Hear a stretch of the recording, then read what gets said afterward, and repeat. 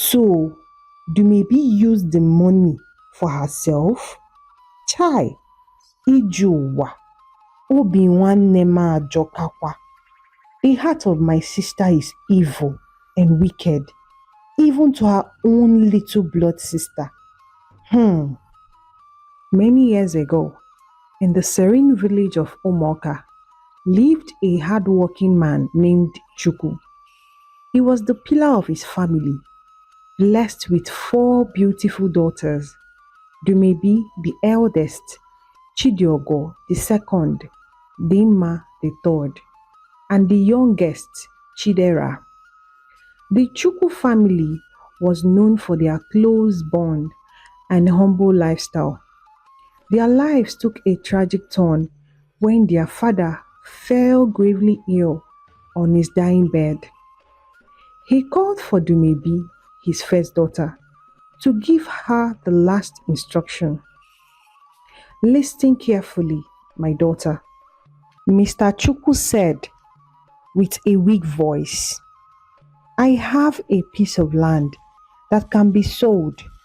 Use the money to ensure your sisters never drop out of school. Make sure they excel and do not suffer. Promise me, Dumebi. Dumebi, with tears streaming down her face, promised her father she would do as he asked. Moments later, Mr. Chuku took his last breath, leaving his daughters in a world suddenly devoid of his comforting presence. After their father's funeral, life in Omoka became increasingly difficult for the sisters. Dumebi, now the head of the family, moved to the city, claiming she would find a way to support her siblings. She moved to the city, leaving her sisters in the village. Dumebi met a charming young man named Doni, who promised her wealth and luxury. Blinded by love and greed, instead of fulfilling her father's last wish, Dumebi hid the existence of the land from her sisters, influenced by her cunning boyfriend Tony, who convinced her of the grand investment scheme. But Tony, her charming but cunning boyfriend, had other plans. Dumebi, think about it, he said, his voice smooth and persuasive. That land is worth a lot of money. We could invest it and make much more. Your sisters will be fine for now. But Tony, Papa made me promise him. Dumebi protested weakly. Tony smiled, placing a reassuring hand on her shoulder. Trust me, Dumebi. This is for the best.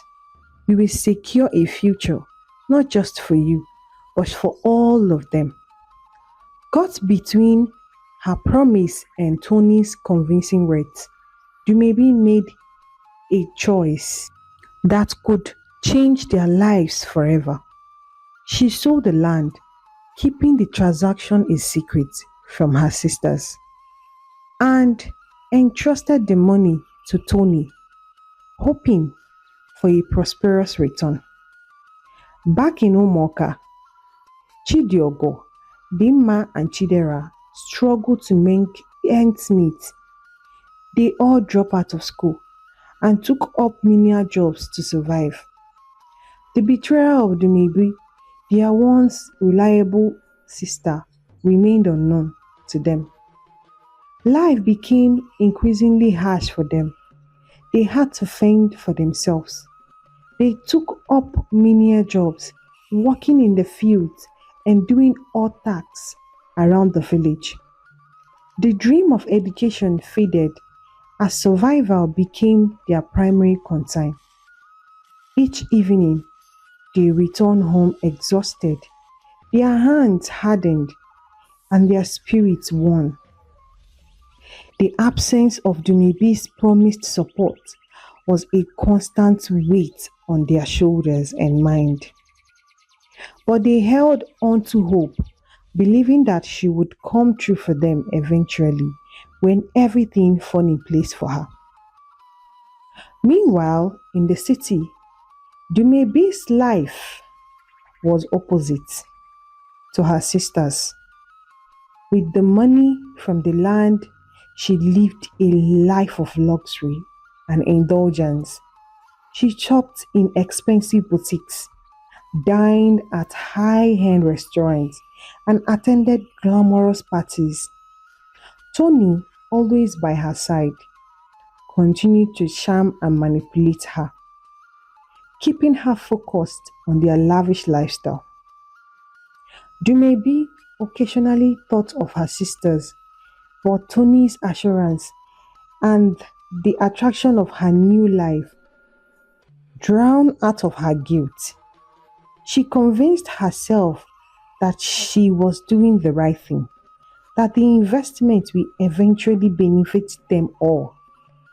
One fateful day, Chidera fell seriously ill, feverish and weak.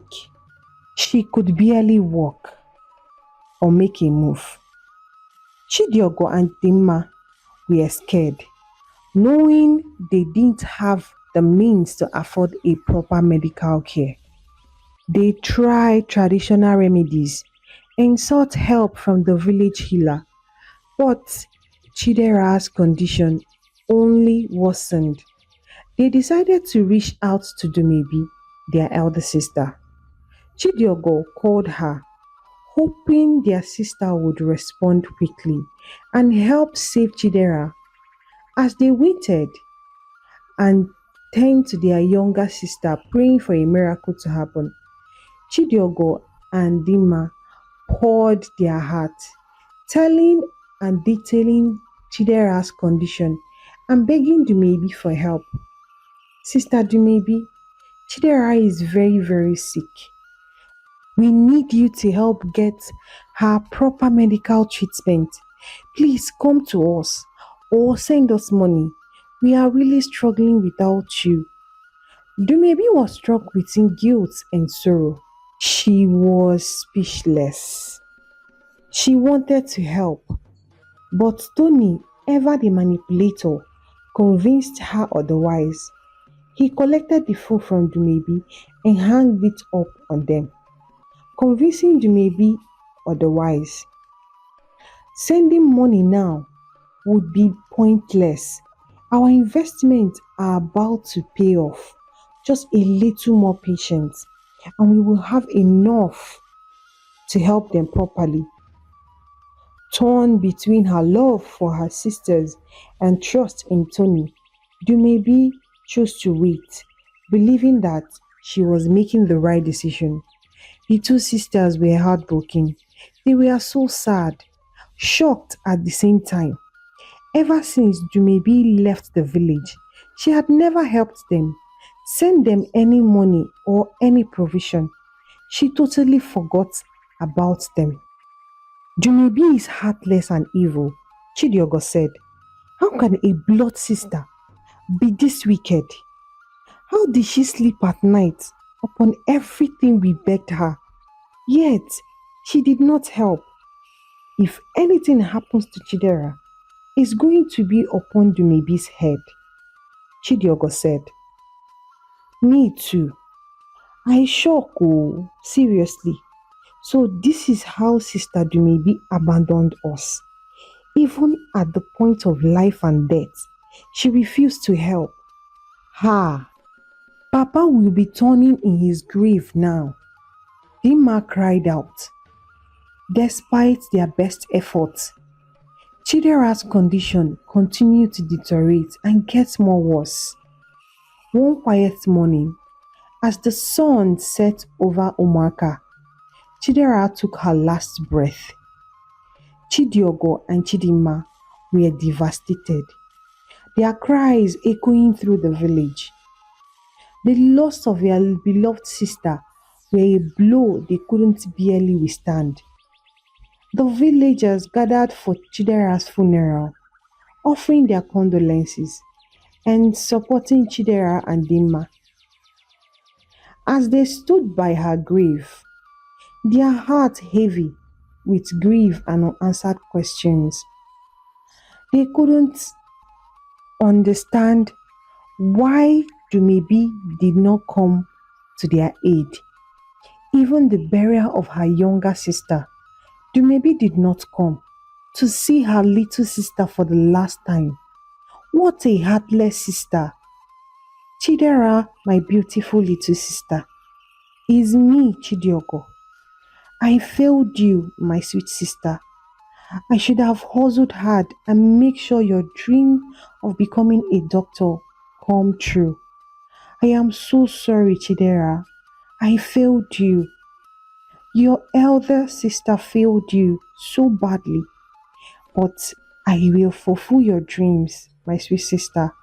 I will update you on every step until I became a doctor. I hope you found peace.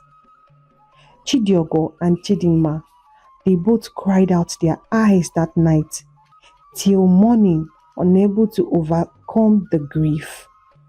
The day after the burial, Mr. Okafor, the family lawyer, their father's lawyer, arrived in Omoka. He had come to pay his respect and offer his condolences.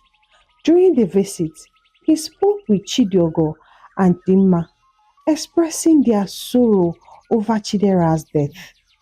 I had no idea things were this bad, Mr. Okafor said. Your father left a piece of land for your welfare. What happened to it? Chidiogo and Dima looked confused and shocked. Mr. Okafor, ever since our father died, Dumebi traveled to the city and she never returned. And she never cared. We are suffering here. We all have dropped out of school, including Chidera. We couldn't afford even 3 square meal. We had to do menial jobs to survive. In no way did Dumebi told us that our father left any land. We even called her to tell her that Chidera was very sick. She didn't help us, rather, she hung up phone on us. Whenever we call Dumebi, she don't pick our calls. We even sent her a message that Chidera is gone, that we are burying her here yesterday. But Dumebi did not show up on her little sister's burial. Mr. Okafor, realizing the wickedness of the situation, revealed the truth. Their father kept a plot of land in the care of Dumebi, and from his finding a long time ago, she had sold the land. So, Dumebi used the money for herself? Chai, Ijuwa, Obi nwanne m ajọkakwa. The heart of my sister is evil and wicked, even to her own little blood sister. Determined to confront Dumebi and uncover the full reason why she did what she did, Chidiogo and Dima decided to go to the city. They gathered the little money they had and boarded a bus, leaving behind the village and the memories of Chidera's death. As they traveled, they prepared themselves for the confrontation ahead. The city came into view before them, vast and unfamiliar, but their resolve was unshakable. They would find Dumebi, demand answers, and seek justice for the betrayal that had cost them so much. Their hearts pounding with a mix of fear and determination. The noise, the crowd, and the towering buildings were overwhelming, but their mission kept them focused. They navigated through the unfamiliar streets, asking for directions to Dumebi's apartment. At last, they found themselves standing outside a tall, luxurious apartment building. They both exchanged a shocked look before Chidiogo rang the bell. Dumebi, dressed in elegant clothes, opened the door her eyes widening in shock at the sight of her sisters. Dumebi, finally, Chidiogo said, her voice full of anger and sadness. We need to talk, Dumebi. Dumebi hesitated, her guilt and fear evident. She said, come in, quietly stepping aside to let them enter. Inside the lavish living room, the tension was noticeable. Chidiogo and Dima sat on the edge of the sofa, their expression hard, shocked and unforgiving. Dumebi paced nervously, knowing the moment of truth had arrived. Why, Dumebi? Dima's voice broke the silence. Why did you betray us? Why did you let Chidera die? Dumebi's eyes filled with tears. I was trying to secure our future, she said. Tony convinced me that the investment will pay off and we will all be rich. Chidiogo shook her head, her eyes blazing with anger. We trusted you, Dumebi. Papa trusted you and you let him down, even on his deathbed. Dumebi knelt on her knees, sobbing. I am so sorry. I thought I was doing the right thing. Oh, I didn't realize. I don't know. You don't know what, Dumebi. You are heartless. What nonsense are you talking about? So a man is controlling your mind at almost 30 years. You are no longer a kid. So someone will come into your life and tell you to die and you die immediately, eh? This wicked sister of mine, you have the mind to let your own little sister, the baby of the house, die. Obigi de Kwanjo Dumebi. Anyways, the lawyer have told us everything about the land our father left in your care. So you can take care of your siblings. But you heartless fellow I called my sister, lied about it, ran away with the money, and let your little sister die. I am not angry because you left us, but because you let your own blood sister to die. Chai, what a wicked word. Oh yeah, give us our own part of the money. Let us start our life again. Go back to school. You can keep the remaining and enjoy with your stupid and manipulative boyfriend. As the sisters were in the midst of their heated confrontation, the door opened and Tony walked in. He stopped, looking shocked, surprised to see Chidiogo and Dima. His charming smile faded as he sensed the tension. What is going on here? Tony asked, trying to maintain his composure. We know everything, Tony, Dima said. We'll know about the land, the money, and your huge investment. Please, oh, kindly transfer our money, Biko. Don't waste time. Tony became speechless. He couldn't talk because there is nothing to say. Chidiogo stood up, holding out an evidence Mr. Okafor had given them. You scammed our sister and us. You used her for your own gain. Tony's face turned from confusion to anger.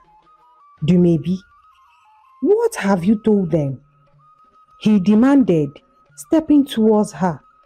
Dumebi shifts back, realizing the full extent of Tony's manipulation. I didn't tell them anything, no. They found out on their own. Just as the confrontation reached its peak, the doorbell rang again. Dumebi, still trembling, opened the door to find Mr. Okafor standing there with two police officers. Mr. Okafor, Chidinma shouted, her face full of relief. Mr. Okafor nodded, stepping inside. Tony, we have evidence of fraudulent activities. You are under arrest. The police officer moved forward, handcuffed Tony as he protested angrily. This is a mistake. I didn't do anything. Dumebi watched in shock and disbelief as Tony was led away. The realization of her betrayal and foolishness hitting her. With Tony gone, the apartment fell into a heavy silence. Dumebi turned to her sisters, her eyes red and swollen. I am so sorry. I don't deserve your forgiveness. Please give me a chance to make things right. Chidiogo and Dima looked at each other surprisingly and shocked. They had lost so much, and the pain of Chidera's death were still fresh. Forgive you? You must be the biggest joker of the century. You have mine though. We need part of our money, please. You may be not able to provide them with what they want. The lawyer, Mr. Okafor, took them out of the house. I have a proposal for you both. It seems your sister can't offer you anything, but I'm willing to help you both. I will sponsor your education if you want. Your father was a good man when he was alive. He helped my career move forward. He offered me help when everybody abandoned me. I will extend the same help to you because of your father. Chidiogo and Dima was so happy and grateful. They thanked him so much. Dima and Chidiogo decided to go back to school. They were in the university when their father died. Chidiogo was in her third year studying medical doctor, while Dima was in her second year studying nursing. 3 years later, Chidiogo, now a doctor, helping patients in the hospital, while Dima was now a nurse. The two making Mr. Okafor very proud. They decided to visit the village to show their father and Chidera how successful they have become. When they arrived the village, they went straight to the graveside where they buried Chidera and their father. Papa, Chichin, I told you, we will make you proud. Chi, I have become a doctor now. I know you will be so happy for me, wherever you are. When they were done, they turned their back to enter the house, and there was Dumebi, their elder sister, standing looking so old, weak, and tired. She knelt in front of them begging for forgiveness. Now the question is, should Chidiogo and Dima forgive Dumebi or should they not forgive her? What do you think? Comment below in the comment section and tell us what you think. African folk tales by Mona family. Thanks for the love you are showing on this beautiful channel and all my stories. We are sending a special hug to Kemi Sarah 8962 watching us from Germany and Benetta Bonnie watching from US. Thank you guys for the love you show on this channel. We appreciate you. Thank you for watching and God bless you.